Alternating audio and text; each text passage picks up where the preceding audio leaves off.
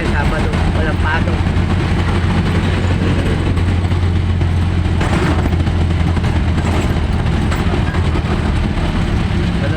Ganon din naman kasi. Mabiyahe ka ng malayo, mabiyahe ka ng malapit, ganon din. Pagod pa yung malayo. Pagod ka, oh.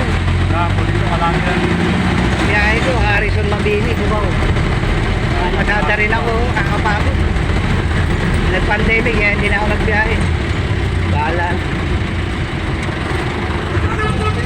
Oo.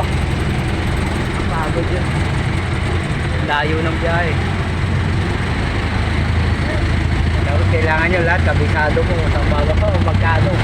Pero ang dami yan. May USD, may Quiapo, may Avenida. Basta lang ito, wala kang tatandaan, no?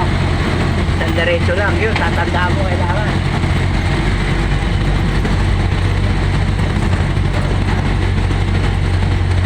Tawagan ako, biyahe ko daw, hindi na. Napagod eh. Hindi mo naman nakuubos yung oras mo dahil pagod ka na eh. Kalayo. Dito, hanggang alas 2 ang dito eh. Ito, mapagod yung maghapon.